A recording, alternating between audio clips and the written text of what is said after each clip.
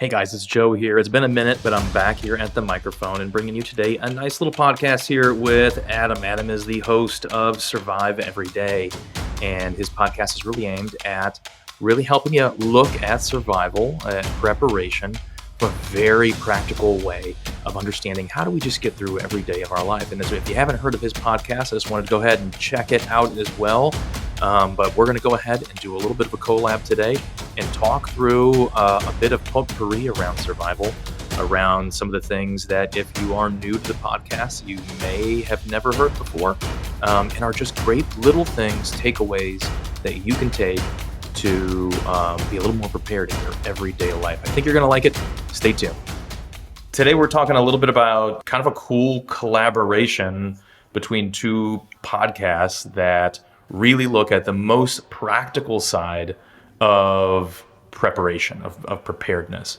And you're so even more so, where mine is on kind of a daily things you can do to kind of prepare for a family, and yours is just everyday life kind of piece, which is really cool to me.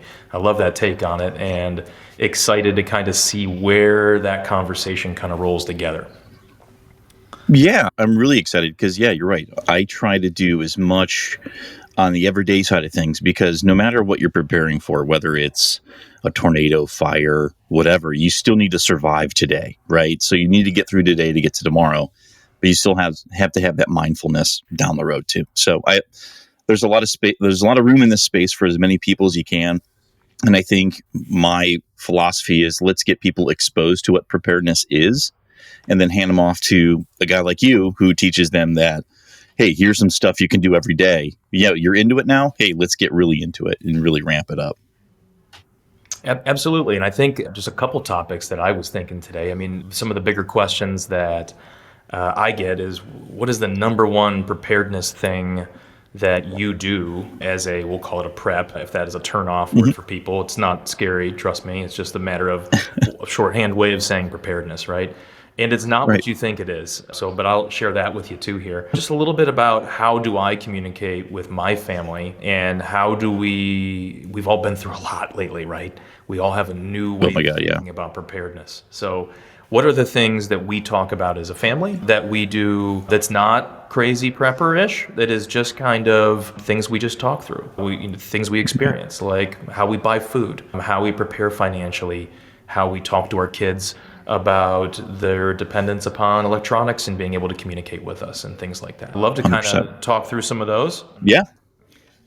I think the one that always strikes me from the most practical side is the thing that happens more than anything. And this is the still number one cause for divorce. If you want to talk about preparing for something that's really crappy, nobody wants to get divorced. People need to get divorced when it's a situation in which it's just not going to work. But that being said, finance is the number one reason that people get divorced. It's the most practical thing to prepare for with your loved ones, with your family. And it's, in my opinion, one of the best things to involve your children in as you go through those conversations, to help them make sure that the first time that they hear about planning, and that isn't the first time that they're managing their money, right?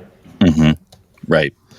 And that's the key, right? Is money, communication in your family are everything. And I'm a guy that has been a child of a divorce. I have been divorced, and I've been remarried. So I've been through that whole gamut of what's going on. Yeah, I totally get it. So it's definitely something you need to be prepared for money-wise, right? Understanding your finances as a family is key. And I can be, number one, I'm not really that good with finances, and I was a banker. But my wife, who is not a banker, is really good with managing it. So I let her do it. But she still communicates, hey, this is what we've got going on. I tell her not to tell me what I've got in the bank, because I don't want to know, because I will spend it. But yeah, that's the key, is just having something that works for you. And that's getting to the communication part, understanding your weaknesses, being vulnerable. Having, again, from a preparedness standpoint, we're humans. None of us were ever meant to survive on our own. It's hard. Yeah. I give a lot of credit to people who can just go out and do something on their own. I'd go nuts. I think a lot of us learned that over the last 2 years, that being alone, even with the person you love the most, can still be nuts, right? Yeah. So it is important to communicate. It's important to be vulnerable. It's important to have that separation. And finances is one where I work with my kids. I've expressed to my children, I have no doubt in my mind that if you follow this simple plan, you 100% will be a millionaire. If you work at McDonald's, you'll be a millionaire. You work at the library, I don't care Hmm. what you do. If you just give me half of your paycheck before you do anything else, when you're 65, I can hand you $1 million back. That's just Hmm. math. Sure. It's just not what anybody does. So being a millionaire isn't a crazy one. Being a millionaire, having $1 million isn't what it used to be. That's stacked up about a lifetime's worth of medical expenses if you didn't have insurance. But when you think through how do we get there, the path's pretty simple. The discipline's Hmm. hard. That's what a lot of preparation is. It's not rocket science. It's just you have to actually do it, right? Or you're not going to get there. Yeah. Yeah. And it's also the concept of you saying, hey, give me half your paycheck and I'll give you $1 million down the road. People don't see, they see the end result and they think they can get there in one day. And it's going to take you a lifetime of working towards that to get there. It's that simple. But again, it's all about that daily discipline. It's about, again, getting through today the way you kind of want to, making sure what did you do today to make sure you're successful in some way? No matter how trivial it is, if your day starts with getting up and your one plan for success today is to make your bed, then you won. Great. Move on. And then just doing those small little things add up to big things. 100 pennies still equal $1 at the end of the day. Yep. In the worst case scenario, you come home at the end of the day and your bed is made and your night's a little bit better, right? Just those simple Right. things. Even Right. if it's not the best thing in your day, your life gets a little bit better from those little Sure. bits, those increments of success that you provide for yourself.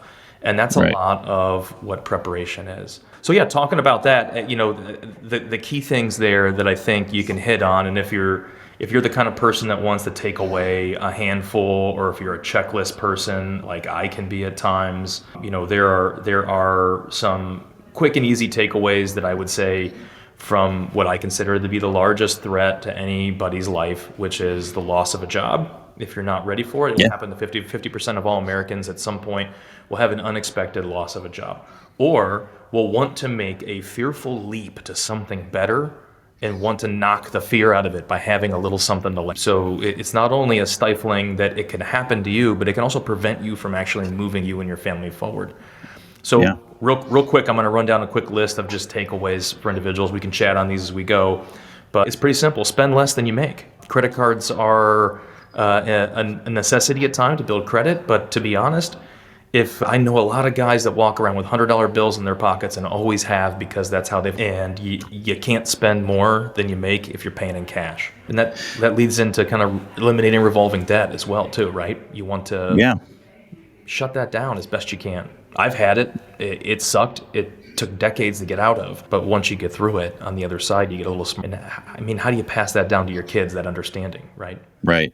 With points 1 and 2, spend less than you make and eliminate revolving debt.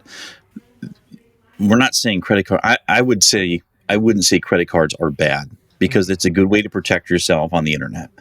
But spending less than you have, there's a lot of people in this country that are one meal or one paycheck away from homelessness, and trying to figure out why they're there, I don't think is helpful.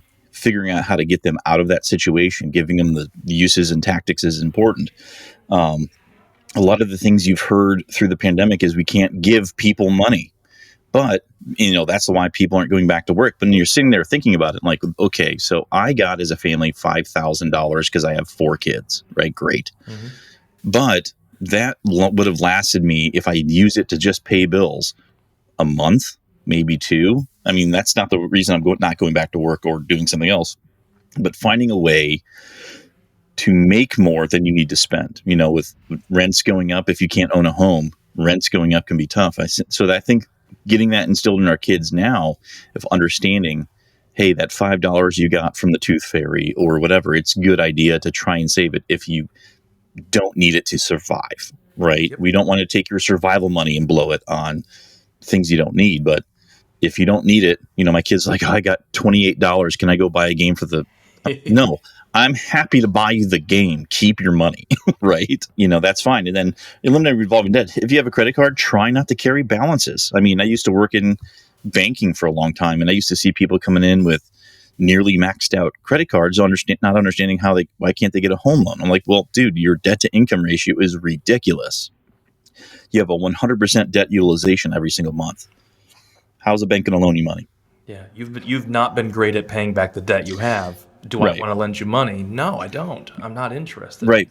But that kind of goes, what you're saying is setting that money aside. It kind of rolls into the third one, which is set a budget. And some of the easiest examples I've seen of this, I used to have a relative, and they used to have a jar on the fridge that was their vacation money, and they labeled it vacation jar, and they wouldn't go on vacation until the jar had enough money to go on vacation.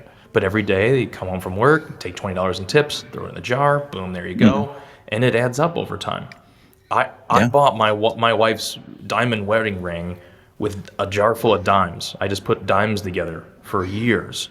And when it came time to get engaged, I emptied the jar of dimes out, and I had $2,000 in dimes sitting in there, right? But it's just that when you don't think that putting a dime in a jar isn't going to get you to a goal. And that's one way, if you're not good at budgeting, to kind of go, right, that's my thing I'm going to do there, right? Yeah, I mean, do something. Yeah, do something. I mean, throwing $20 away or just taking the change out of your pocket, putting it in a jar that you can't see into is a good way to kind of accidentally save money. Yeah, exactly. And talk through it, right? That's my fourth point here. Have a monthly business meeting, or have a point at which my wife is the same way. She's amazing at staying on top of detail-oriented, on top of the bills, making sure everything's great. But once a month, we have to get together. If we get too disconnected, arguments are going to spring up. And so making sure that we're all a part of the conversation. And on occasion, when appropriate, allowing the kids to hear that conversation going around too. I had read, shielding your kids from finances overall is not necessarily going to be the best long-term outcome for them. They're going to pick up things they're going to remember forever. So just communicating, having that monthly meeting, setting an appointment to not let it go 2-3 months before we talk about where we're at when we retire, where we're at right now, how much we owe, how all those things that are important, just conversations. Even if you're by yourself, set a monthly review. Even if you're not married, it's still important. Yeah, I mean, in not being afraid to tell your kids, we cannot have that because we cannot afford it. And them understanding what that means is, okay, we don't have the money to buy that today. It doesn't mean we can't put it on the list of things to get when we are able to, but not being afraid to tell them you can't afford it and explain why we can't afford it. Hey, so fuel costs have gone up. So that extra $20 we had is now going into the fuel tank so we can continue to go to work or whatever that is. But just don't be afraid to talk to your kids like they're people instead of children. They're smarter than you think. And teach them through life lessons. My daughter wanted a hoverboard, one of those little 2-wheel things that kind of rolls around, Yeah. And I'm like, well, that's not what I'm into. I see that as being an ortho bill down the road when I got to go fix your wrist. So you want to save up for it, go ahead. And she's, well, can I buy it now and pay you back? And all right, so that's what we're now you're carrying debt. Now you're talking about debt. Like, we can do that, but you have to pay me back $120 instead of $100. She's like, well, why would I do that? Okay. So it's not that hard of a concept, even for a 10-year-old to figure out. Right.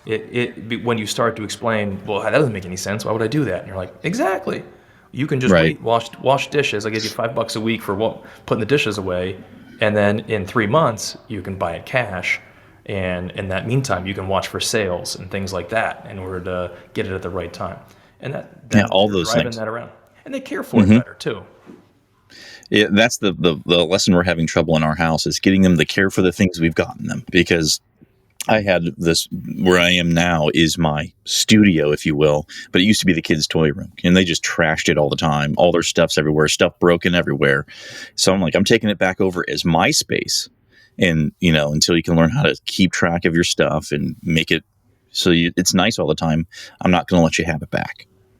That's it. One of our Thomas Paine, one of our founding fathers, he said, those things which we achieve too lightly, we esteem too poorly. Basically, if it's too easy to get, we don't care for it the same way. Through struggle comes the love or value for those things that are there. So I don't need to get into a ton of these different points, but I would say as we start to, the theme is the same through all of them. The first five I think are kind of the key ones there, and then from there we can kind of build. Mm-hmm. And I'm happy for anybody who's interested in either side. We can send them out a little 20 ways to protect family wealth thing. If see it, stick it in the show notes. Get a link. Come to that download on our site, so we'll stick it in there. Yep. So there's more on that. I don't want to take up the whole time digging into finances, but the protection of what you have is important. It's important to me. The second thing I would say in kind of a topic piece, and I think this was really flushed out last year, was food. Like food that is something that you eat every day. It's not like having extra food is something I wasn't going to spend money on anyways. And what we see with supply chain shortages and what we saw with runs on supermarkets, I mean, man, I hope it's the last time our kids ever see that in their lifetime. But I don't know. I don't know.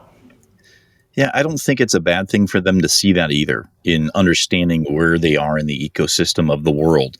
Hey, so there was not a lot of food at the grocery store this week. And I mean, in the late 90s, I went to Europe. It's pretty common practice over there. When I walk through the grocery store, I'm like, they don't have anything on the shelf and no one's complaining about it. It's just the way things are there. And I don't want that to come here. But on the other side, it's, okay, if I can't go and get a tomato from the store, what else can I do to get said tomato? It's not hard to grow it in your backyard in a container. My neighbor has a container garden between our houses. So he's growing stuff, I'm growing stuff. It's great. In here on this podcast for us, it's sponsored by Valley Food Storage, and they have some great products around long-term food storage, but it doesn't always start there. That is the creme de la creme piece for folks who are truly kind of getting that long-term preparedness. But for folks that are practically prepping, just start simple. Just when you go to the store and you buy SpaghettiOs, buy one extra can of SpaghettiOs. Right? Buy one extra box of elbow macaroni. And when things are short, elbow macaroni is going to last 10 years on a shelf, just as a dried product. So it's not a bad one to keep on hand. I always advise, and I'm saying this as someone who promotes a long-term food storage, freeze-dried food company, start simple with those pieces. Build your way up as finances allow to more long-term food pieces where you can have something that can sit for 25 years. And if we have folks calling now from the Ukraine, and what they're going through. That's not the practical side of what happened. That's an anomaly, but still having the stuff that's there to be prepared for the simplest things, like there's no food on the shelf today because the truck was late, is the same thing that prepares you long term for a major catastrophe. A hurricane comes through, or depending where you live, or there was a tornado down the street that took out the grocery store. Those things are the less practical preppings, but the practical stuff you do will prepare you for those as well. One extra can of soup, that's all it is. It's that simple. And I'm not a big person of people, when they say preparedness and food, they're like, I have to have a stockpile of years of food. I'm like, you really probably don't. I mean, that in the real world for whatever, you need to be able to get through maybe a day or two something. A tornado hitting your local grocery store, it's going to devastate your community for a while, but it doesn't mean you're going to be unable to exit that area, go somewhere else safer and still be able to get it. But you need to get through a couple days maybe. But yeah, long-term food storage, if you can grow your own stuff, great. If you can't, like you said, buy an extra can of soup. It's $1.30. So spend an extra $1.30 on that other can of soup and just keep it around. And now a quick word from our sponsor. Hey guys, it's Joe here for Valley Food Storage. Valley Food Storage is some of the best, most nutritious, and clean food that we have here on the planet that lasts for 25 years. They are delicious, delicious little meals that I serve to my little kiddos in the mornings and that I save for me and my family in case things get a little tough. I tell you, things out there have been a little rough for the last 2 years between everything going on with the pandemic and supply chain shortages, everything that's happened and natural disasters as we kind of see all ripping through right now. So Everybody can use a little bit more preparedness in their life. And Valley Food Storage is here to help you get the right kind of food into your hands today. And we're going to do it at a little bit of a discount price too. If you just use the code Practical15, you're going to get 15% off your entire first order. That's Practical 1515. Practical 15 is going to get you 15% off your entire order, which could amount to a ton of cash when you get into something that is going to help your family and will last the entire generation. Go ahead and head to valleyfoodstorage.com for a little bit more information on all of the types of clean eats we got there, and check it out. Again, valleyfoodstorage.com, and use that code Practical15. Now back to the podcast. Buy the thing you're going to eat anyways. You were already going to buy that clam chowder soup or whatever it is you love. Now you have two of them. You're going to have it next week if you don't need it. So that's why I always say, even, as a prepper, I have long-term food storage, obviously, in my plans. But that is also stuff that we rotate through that my kids just eat. Like, having macaroni and cheese once a week that I grab, or some rice that I make for them, or different things like that I kind of encompass into the weekly. It goes in the tacos, fresh meat, tomatoes from the garden, and a little bit of freeze dried rices or things like that I'll bring in, or dried foods that are the long-term piece. So you meander it in, but buy that stuff that is stuff you eat every day, and don't go buy a bunch of crazy filled with all kinds of chemical stuff either. That's not what you really want. It's not what you're going to eat if you need to eat it. Right. Just because the food will last on the shelf for 25 years doesn't mean it needs to sit there for 25 years. It's use it. If it's freeze-dried fruits, great. Pull that pack out when you go for a hike or something, and then replenish it that way. It's a great way to do it. And what that does is we didn't talk a lot about insurance, but insurance is the way that we back things up. And we talk about auto insurance as a way, to preserve your family's way of getting to their job and liability. Home insurance, my house is burnt down before personally, right? That was a terrible experience, and it put us out for months. And we lost a lot of stuff. But being able to recuperate from it was because of insurance was there, right? All those insurances are important. Health insurance is important. If you have a way to do that, it's probably one of our number one costs, especially as we get older in life. When we think about food insurance, that's the one where you can kind of build your own.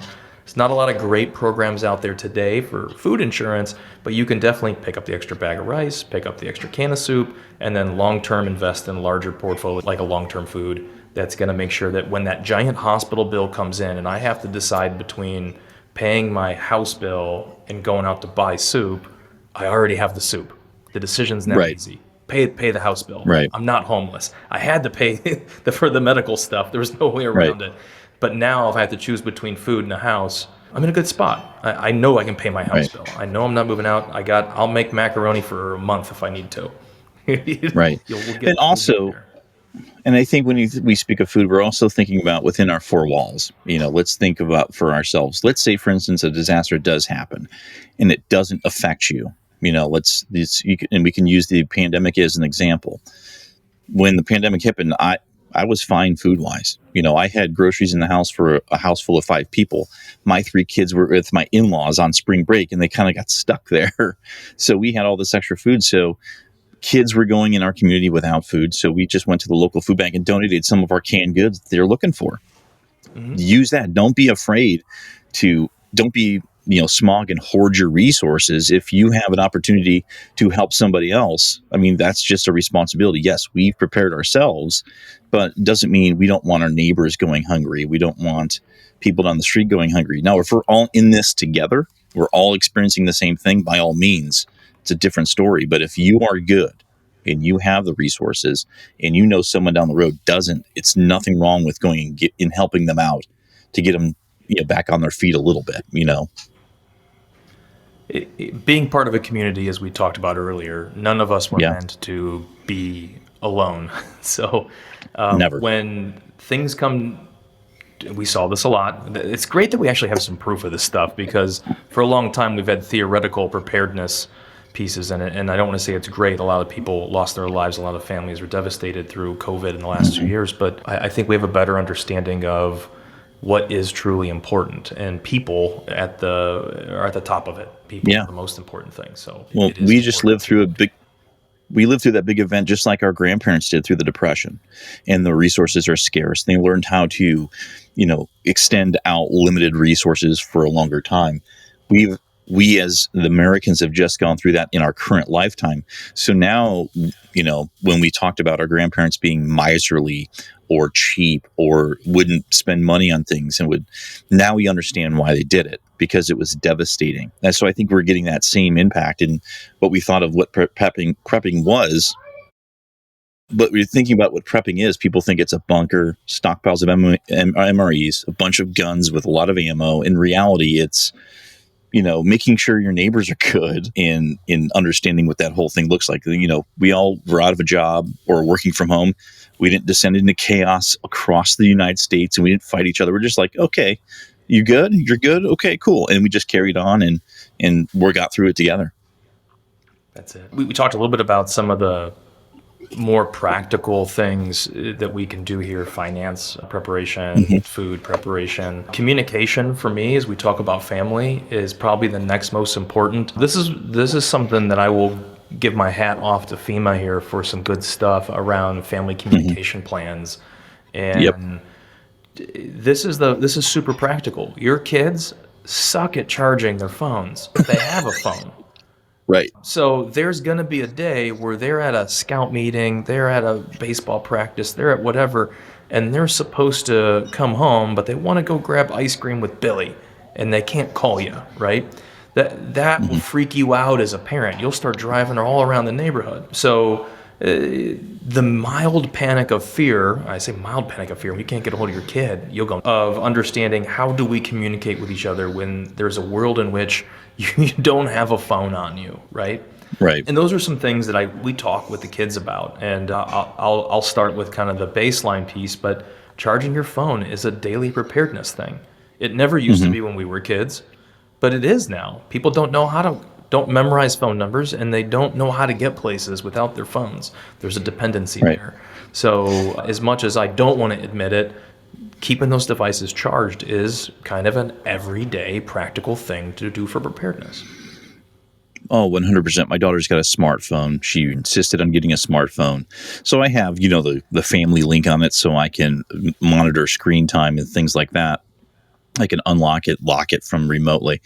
But the more important thing is she used to never take it to school charged, and it would die in the middle of the day. And I would be so angry with her because it wasn't charged. And so we played the exercise of, why do you have a cell phone? She goes, so I can call you guys if I need something. Yes. Also on your phone is a tracking device. If someone were to take you in the van that you're scared of someone coming to take you in the van, I want to be able to follow that van or tell someone how to find you. And it's important to have it on so I can GPS the crap out of you and make sure you're good. And then on top of that is just overall, that's just a good habit to get in. When you go to bed, it takes no time to plug it in. If you use it as an alarm clock, you need to have it charged in the morning to wake you up. Let's just get on the ball. Yep, and I think that's many of us have an impetus for why we're drawn to be prepared and not prepared. In my family, I come from a family where we've had kidnappings happen in the family, and my mom was kidnapped when she was a kid and was gone for 3 days, and they're trying to find her, and so it hits home more deeply when you say things like, yeah, that sounds, you're being really out there, Dad, right? And you're like, no, am I really? Because if they had cell phones they could track back then, that would have been a lot better situation, And not to make light of it, but these things really do happen to families. And they, as much as we kind of play them off, maybe I have bad luck in the family, but having your house burned down, being carjacked, all those things have happened to me where I am more prepared today, and because I feel that they're practical. I feel that they're things that too many people walk through and don't think are realities. Sure. Yeah, in I don't have that breadth of experience. I've never known anybody to be kidnapped. My house has never burned down. Although my friends back in '94, their house burned down across the street from me. So I've seen that. But from a just overall preparedness mindset. I understand that they can sound far out. And that's the biggest thing, is we're trying to prepare for all these unlikely scenarios. And look in your life, you've got hey, I've had family members that were kidnapped. It doesn't sound far-fetched to you as it would be, say, for me, because I've never experienced it. Doesn't mean it doesn't happen. Yep. In understanding, again, when your life goes off script, you can't control what happens to you, but you can control the reaction. That's right. That's exactly it. Well, and as we talk about things that are unlikely to happen and things like natural disasters, I watched a snowstorm that happened in Georgia to our family, and this was years ago, and it was a complete outage, and everybody was stuck on a highway for like 18 hours on their commute home because it just snowed and they weren't ready for it, and then everybody's car ran out of gas, and now you can't move any cars. And now everybody's freezing, trying to hop in other cars, and all the phones are dead. All that stuff is kind of happening quickly. It happened, blackouts. We've seen the blackouts happen back in 2003 here in our area where we live in the Great Lakes area. So, we've been through a few of these things. What we know is that when there are emergencies, even when we see like hurricanes come through, and we do try to call, that a lot of times we have, cell phone traffic that is just crashing towers. What's a cool fun fact for folks is that there are different bands for local calls versus long distance calls. And so even though you can't get through to your parents and you're freaking out, you can call another relative in another state and it will go through. And so part of our family communication plan is just, all right, who do we call if we can't get through to each other? We can both talk to them. And we can three-way call back through that, or at least just check in with them and go, I'm safe, I'm here, and if mom and dad calls, come get me here. So finding those are part of our family communication plan, because that alleviates a little bit of anxiety and fear for people who are a little more anxious like myself around some things, right? Right. Yeah, absolutely. And in understanding that's the plan, everyone has on the same page when it comes to that. When something happens with us, I see weather rolling in, the first thing I do is grab all the devices and plug them in to make sure if the power goes out, my external battery bank is full, my phone's full. And worst case scenario, my backup plan is making sure my car is turned on so I can charge in an emergency that way. And having those thought out plans of, okay, primary, secondary, all these other contingencies are there, and understanding what it is and making sure my family knows, my neighbors know if they need something. And I think people want to talk to their extended family about communications plans. They may feel it's a little taboo. Oh, you're overreacting or you're freaking out. And there's nothing wrong. Don't call it a communication plan. Call it a prayer chain. I mean, churches do that all the time. They call one person, they call the next person, they call keep the chain going. There's nothing wrong with calling it whatever it is to make your family feel that you're not freaking out, And that's really what it is you, as you said earlier, you can control your reaction to that moment. And if you're a little bit more prepared, you're a little bit more likely to not freak out. My kids have 50 cents in their backpacks, and there's a website if you want to track it. This is old school, payphonedirectory.org, but it tracks all the payphones that are around. And so when we're driving down, I'm like, oh, look, guys, there's a payphone. You ever use one of those things? That's cool. You throw some quarters in, you can dial a number. So they have a little card that has 50 cents on it and has our phone numbers on it, and it's shoved in their backpack. And if for some reason they're at school and something happens and I can't get to them, they can walk down to the gas station, which is literally 2 blocks, go to the payphone and dial it up. And again, is it too far? Maybe. What does it cost me? 50 cents on a little note card, and I'm a little bit more. And more importantly, I've now helped them control their reaction to a situation in which their phone's down, they can't get through. I put myself in their shoes, and they know how to do it. It doesn't freak them out. They're just like, oh, okay, I guess that makes sense. If I couldn't call you, I'll just go there. All right, cool. That's a great idea, because I haven't seen a payphone in forever. So understanding where they are is important. But there's only 4 in that city. Yeah, I don't know if I have a single one in my city. I don't know. I'm going to look it up right now for you. But for us, the cell phone thing, if you want a cell phone, there's 2 things you have to do. Memorize mom's phone number and memorize dad's phone number. And you've got to memorize it. You can't, and so if I can say, hey, what's my phone number? You can rattle it off. Okay, we got to that point. And that's the barrier to get a cell phone in our family. So my son right now, he's going to be a second grader next year. He's like, Dad, your phone number is. I'm like, okay, keep trying. You're not going to get it until you're 10, I Right? guarantee you. Yep. Well, that's exactly it. Yeah. And no, they don't have any payphones in your neighborhood. You got to go to the next city over. Sorry about that. Yeah. So that's a 4-mile walk. That's cool though. Hey, they got bikes. Learn how to ride your bike. Yeah, back in the day, a 4-mile bike ride didn't seem to scare me, but now it seems like a daunting process. Yeah. Or, Get out- in this case, there's no payphones in my area, but let's say my neighbor has a phone. They can walk over there, hand them their 50 cents and say, can I use your phone? The neighbor's going to, oh, you sweet kid, come on in here. We'll get you the phone. That's neighbors are key, man, too. Knowing which neighbors are good. We talk about communication plans in the case of a fire. And if your house catches on fire, let's say your kids are smart enough and they are all getting out. They're hopping out windows, hopping out whatever, and they're escaping. The first thing that a fighter is going to say when they pull up is there anybody in the house? Right. And as a dad, how am I going to know that if my kids are all hopping out different sides of the house? You're going to panic. You're potentially going to go put yourself at harm to hop back into a house to go get a kid that is outside of the house, right? So just, much like they do at school, it seems quirky, do a fire drill and do the same thing with the kids. Hey, when you get out of the house, where do we go? All right, we head over across the street to our neighbor's house, and I want you across the street away from the fire trucks. I'm going to meet you there. We're going to get a head count, and we're going to tell the fire department that we're all out. And then we'll there's nothing we can do. We don't put out fires. We'll go to a restaurant and have dinner. Right. Right. But that's the key. Your house burned down. I watched a neighbor's house burn down, and there's nothing wrong with having a fire drill. And first of all, if your fire alarm goes off all the time because you cook bacon, step one, learn how to cook bacon properly. And when it does go off, it's not we're making bacon. It's not. You don't want to hear your own fire alarms in your house unless it's an emergency or you want them to go on, right? But if you're burning your dinner all the time, let's learn how to cook. So when they take that fire alarm seriously when it does go off in the middle of the night and all that stuff. Yeah. So.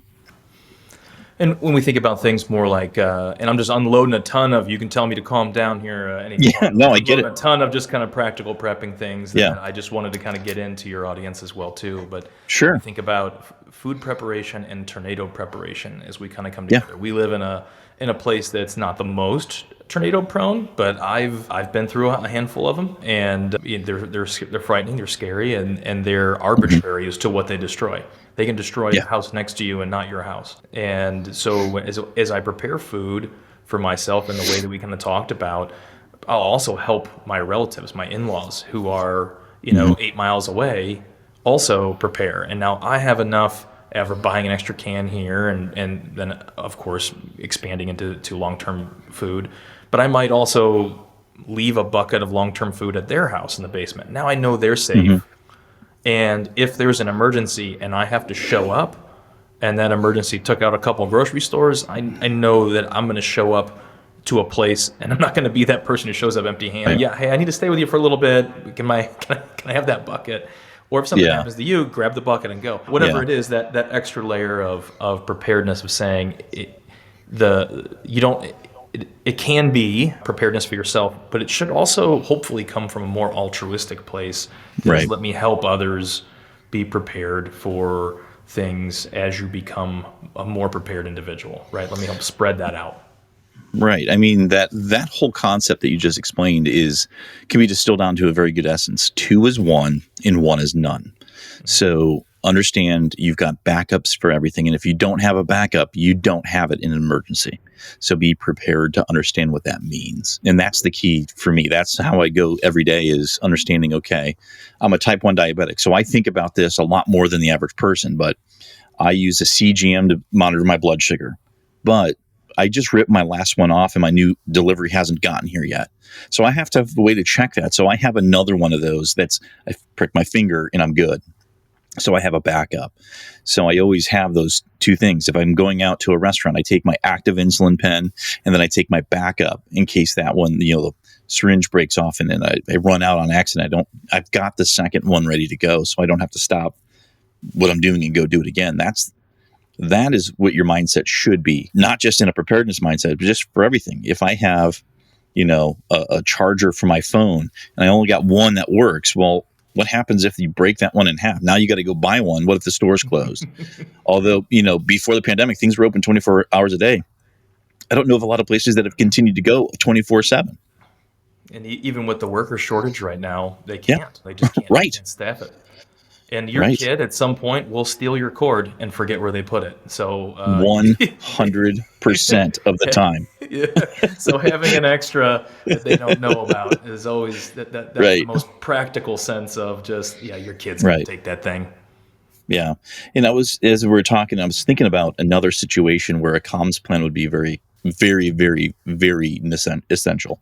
So going to a large event, state fair, Cedar Point, amusement parks, Disney World, having a comms plan, one, and having a plan if you get separated, two.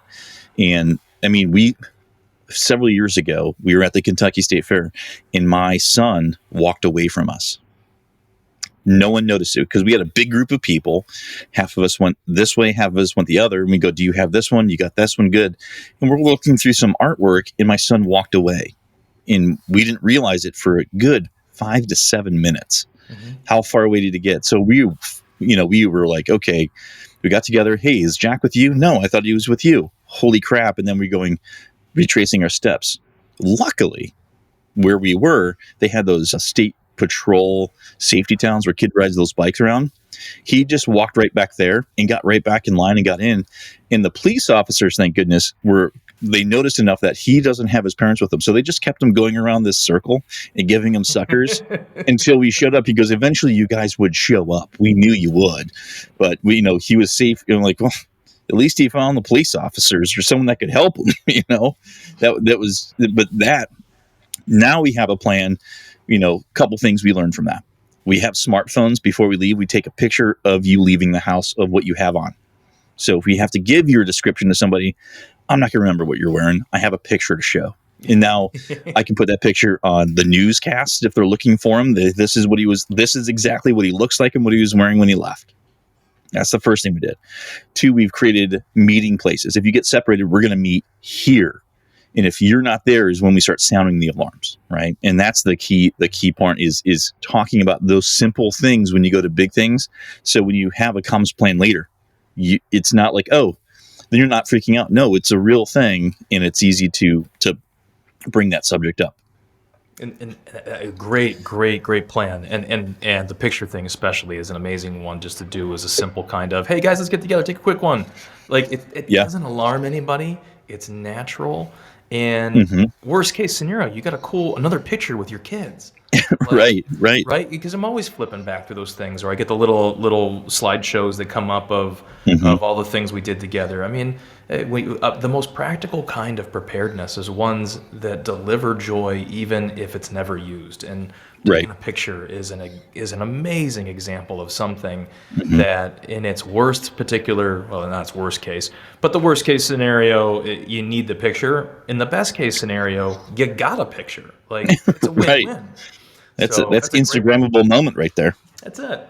So you never know, and that kind of correlation of getting everybody together. We had another one where when we grew up, obviously, my mom was a little more sensitive to kids being dating and stuff. So, but we always had hey, if I'm going to send somebody else to come pick you up, you got a safe word. You guys ever do anything like that? So that's something that I want to start doing just in case. My mom is the only other person near us that would be probably picking up our kids, besides maybe a handful of friends that, they already know and love and trust and all that stuff. But that's a great idea. I need to figure that out. The other day, this is almost a year ago, my daughter was 7 probably. I went to go pick her up after school. She's like, hey, what's the safe word? And I'm like, I'm your dad. And oh my gosh. I didn't know to be pissed off or proud. I would have been proud and then pissed off in that order. Damn kids. Yeah, I couldn't tell if she was just probing me because she forgot what it was or, but that's fine. But no, it was good. I was happy that she enacted the rule there, even with her dad. So But Yeah, you can always point back to, things that they'll understand of why it's important. You can go back to Harry Potter. They use safe words in Harry Potter, when they're coming together after they got blown up or whatever. And like, what was the last thing I said to you? So they know you are who you are. That is, you can approach it like that too. Hey, we're going to have a Harry Potter safe word. It's cool. That's pretty cool. That's pretty cool. I didn't think of that. So those are the kind of things that that's what today's conversation with us is really about, is just what are the little ways that we weave in that are not frightening, that do remove anxiety, allow you to control the moment when the moment happens, if the moment happens. And if it doesn't, you're not out that much, really. In fact, in some cases, you gain along the way just for being a little bit more prepared. So I don't know, there's other things you want to add into that kind of level of things, but those are kind of the big ones I wanted to get out today with you. Yeah, those are absolutely huge. And for the genre of my podcast, this goes into more in depth into individual skills than I normally would have done anyway. I would have found in a roundabout way to introduce these, and I'm glad we're kind of tackling them head on, because it's important to, yes, it's good to take an indirect route when you're trying to solve a problem, but sometimes to wake people up, you do need a direct route, a wake-up call, something where it's, hey, it's not that bad. And I think destigmatizing the word prepper and preps is going to be the key to get more people on board with that mindset. People don't realize FEMA for the last, a while has National Preparedness Month in September. People don't realize they have full checklist plans. If you are at ground zero and don't know where to start, you can go to FEMA and they'll help you get started. And if that's the only thing that comes out of this podcast today is, FEMA has a checklist, it's something, 20 ways, 10 ways you can protect yourself financially. It's something to get started with. You don't have to do it all in one day either. Like we didn't learn how to, if we carry a tourniquet, we didn't learn how to do that in one day. It's something we continuously go with over and over again. A first aid kit, if you carry one, it doesn't have to be a robust, if it's just one Band-Aid, what do you need it for? What are you planning for? What's the scenario? What's the identifying what it is? And then just being ready. It's no different than what you would do if you went to work. Hey, this is the new project we're working on. And you do a SWOT analysis, strength, weakness, opportunity, and threats. Same thing, but just apply it to your private life as well. So I told you in kind of closing out, there was the most important prep that I do. I wanted to make sure we got that out there to everybody. The most practical one, and people, knowing that I do prepper podcasts is kind of like, all right, well, so what do I do? Where do I start? The number one thing to do is on my cell phone case, and I pop it open on the back. You're always going to find Band-Aids on the inside, and that is the number one thing that I do, to the point where my kids got cell phones for Christmas, and they got little cases, and we got it for them because they're getting to that age where, you're right, we need a tracking device on all of them. And God bless, we didn't have that when we were kids. But thank God there wasn't social media when we were kids. We'd be screwed today. No, I wouldn't be here. So, but we got them that, and the first thing when they opened it up, my youngest daughter, who she suffers from anxiety, it's a big thing for her. But their little preps are little ways that she calms that down. And so the first thing she did was run upstairs and get Band-Aids for everybody and drop them all off. It's Christmas morning. Like, they just opened them up. Like, before she plugged them in, that was her first go-to was, we need to go get Band-Aids. And I'll tell you, where everybody's using them all the time, it's one of those things that you're just like, oh, crap, I wish I had a Band-Aid. And when your friends start to see you do it, next thing you know, my friends' kids will hurt themselves, and they'll run up and be like, hey, can you help me out? And I'll be like, sure, here you go. It becomes a thing. It becomes something that you can breed into a community. It's something as stupid and simple. Band-Aid can be a lifesaver to a crying 2-year-old. I can guarantee you, even if it's not even blood and you put a Band-Aid on whatever, it's a lifesaver. Yeah, your wife's got a rough pair of shoes, and you're at the at the zoo for the day. Well, ma'am, you're going to score some points if you can cover that blister up really quick. So it has a lot of perks from helping yourself just be more comfortable and your family be more comfortable. the type of things where that placebo effect it can give to a young child, Hmm. and just a little bit of those little things that we do to dampen down our concerns in Yeah. life. So that's if you take one thing away, I would say, hey, just throw a little Band-Aid in the back of your phone there. Yeah, nothing wrong with that. And you said it best. Share your knowledge with other people. You've got a set of skills that you are good with. Teach somebody those skills, because it does two things. It exposes someone else to those skills, and it helps you refine your own skills. The best way to teach somebody how to do something is to make them teach somebody else. So do that. Well, I appreciate this conversation so much. Every time I talk with Yeah. someone else, it always brings out new light into new ideas that I always garner. Yeah. I always take home, and I take those to heart. And I will take some of the things from our conversation today and spread those as 100%. well. And this has been a blast. It's been a lot of fun, and really, really, thanks for doing this. It's really, really awesome. Good. Oh, well, hopefully everybody out there got a little bit something from it. I hope I didn't bore you too much up front with the finance stuff, but it is, I tell Let's talk about money. Everyone has it. Everyone needs it. That's a pretty good place to start. it's applicable. But thanks so much for setting this up, and Yeah. take care. My pleasure. Have a good one.